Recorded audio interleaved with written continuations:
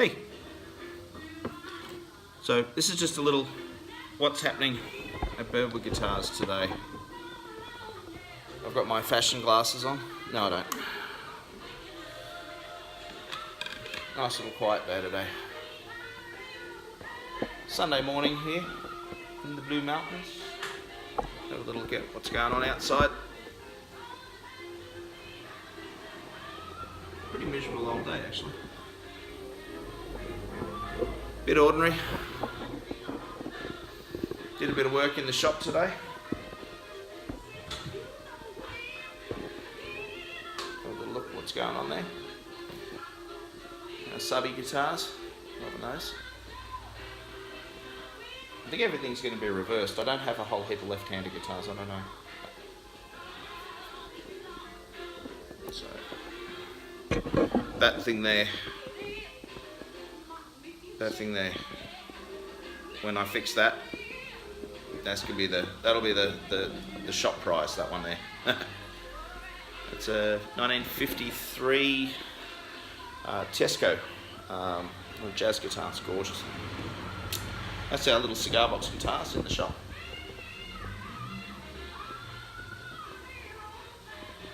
As I said, lazy Sunday today. Sundays for me, I'll just show you this, the acoustics.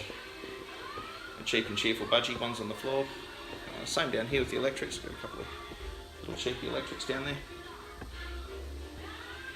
I love that door. I think the door is one of the reasons why we ended up with the shop. And these are our Faith acoustics. Absolutely beautiful. And amps. We've got 3 more amps coming in this week. We've got a JCM 2000 coming in.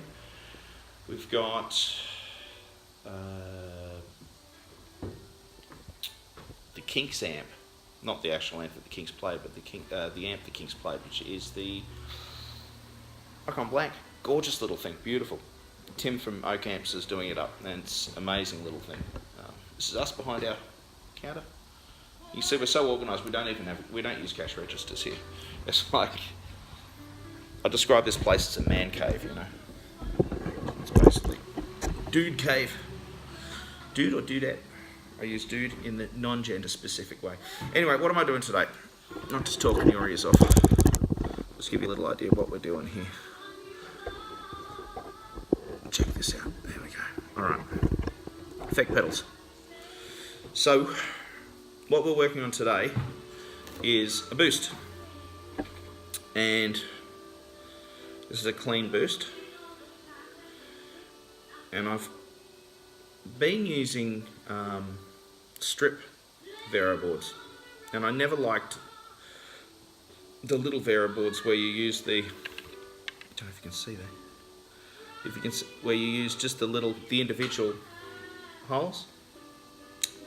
But I've been doing this now for a couple of weeks, and I've fallen in love with using the leg. I don't think I can go back to doing it the other way. This is as basically as analog as it gets, man. There's no PCBs. We don't use any PCBs in here. I'm very heavily influenced by and inspired by a couple of different companies. Smaller companies too, actually. I love the big guys like this, JHS and Wampler. It's probably the podcasts that really, and the YouTube channels and stuff that really get me. But what's super cool is that companies like LIC in New York do the most, I think they're probably my favourite. They're just the most amazingly beautiful effect pedals.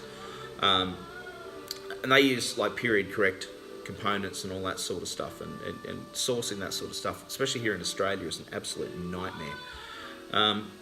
So instead, like I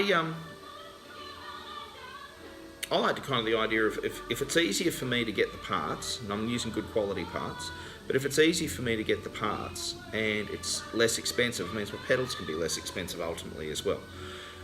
Which I am looking at trying to do pedals at a price point which is, you know, reasonable.